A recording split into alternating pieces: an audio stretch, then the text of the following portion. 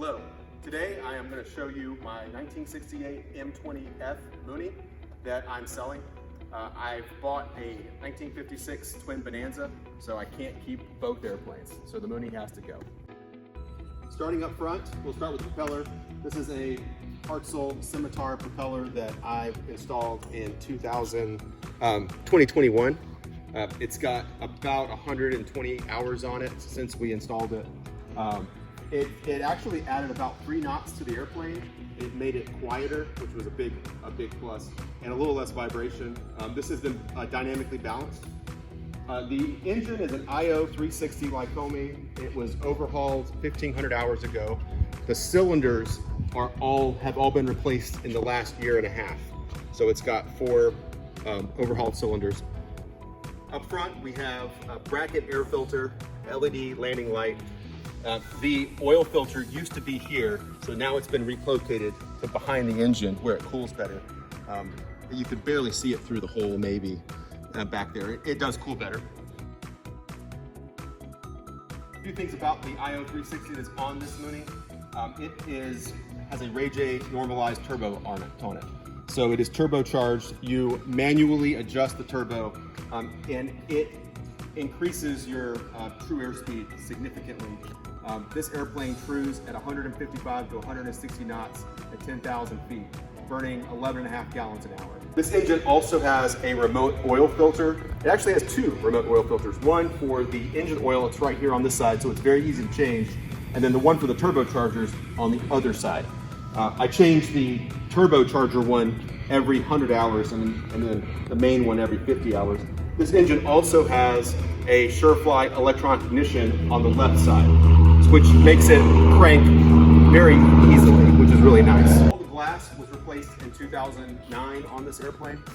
This is all 1/4 inch glass that is tinted and 100% UV. So it's really nice in the cabin up high. And the 1/4 inch thick makes a big difference in sound. The fuel tanks on this airplane they're 2 32-gallon tanks, 64 gallons total usable, and I have the blue seals on both tanks so they don't leak water. Brakes have been flipped around. This is another STC. You gain about 1/2 knot, and the brake lines are all braided stainless steel lines. All the lines in this airplane have been replaced, including all the engine lines are all C lines. They're the stainless steel Teflon lines. We've got the modified jack points from Lake Arrow. All the lights are, these are ABO lights, including the belly anti-collision light is an ABO. The vacuum operated step has been converted to electric.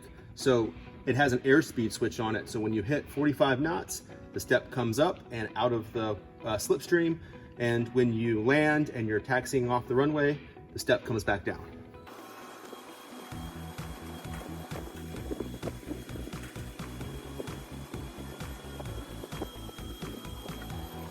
All right, you join me inside the airplane. These are leather seats, but I've got these wool covers on them. In the back, we've got just a bench seat. These backs recline. They have recliners on them, which is very nice. Master and avionics are up on the top left. I've got the electric fuel pump, strobes, pitot heat, beacon, nav lights. I've got pulse lights on the front so you can make the light blink, which is nice. And landing light is solid on. Booting everything up. And we're in the hangar, so we probably will not get GPS inside the hangar. All new breakers. Here is the turbo wastegate. So when you get up above 6,000 feet, you engage the turbo and the manifold pressure goes up. I've got it marked up here. So I run it between 25 and 26 inches. This is a manual gear airplane. So this is the Johnson bar. This one's very easy to control. You push the button, put the gear in the up position, which is down in the airplane. And then when you raise it up, you just raise it up and click it back in. Cow flaps are adjusted here. This airplane has hydraulic flaps, which are really nice. All right, starting on the left, we have a G5 standby. This is G3X Touch 10.6 inch × 2. These displays can display multiple different settings. Right now, power up screen, I've got it set up like you see it with all the engine information. We have all Garmin equipment. This is a GMA 345 audio panel, GNC 355 GPS COM IFR. This is the NavCom and the GFC 500 autopilot. The trim control is on the yoke, which this is modified, so it's very ergonomic to have the trim here. Autopilot disconnect and push to talk. The GFC 500 has a toga button. Here is the go around button, and when you push it, I use it for takeoff, but you can also use it for when you're doing a missed approach, and it sets your flight director bars to 7 degrees. Another feature that I added on this G3X setup is the co-pilot PFD. If you flip the switch on, then it converts the co-pilot side to a PFD, and the synthetic vision will come up. There it comes up now. So that's kind of a nice feature. Another feature I added about 3 years ago while I was at Sun and Fun, I bought this Bob Fields pressurized door seal. And I don't use it too often, but it does work, and it can make it a little quieter in the cabin. The magnetometer for the G3X is mounted in the right wing, right here, access from underneath. A lot of people put the magnetometer in the tail, and they don't work very well back there. So I found this is the best location. This aircraft is equipped with the landing height system, which is a LiDAR height above ground system. The sensor is mounted in this panel right here. And when you get to 200 feet above the ground, all the way to touchdown, it has a girl's oral voice telling you the height above the ground. And an added feature is if you forget to put the gear down, from 200 feet all the way to touchdown, she'll say gear unsafe.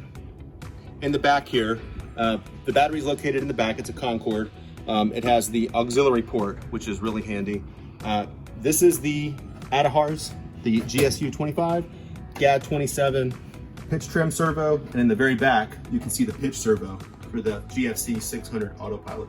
As you can see, this is a very nice airplane. I've maintained it very well, and as an added bonus, you get Snoopy to ride along with you.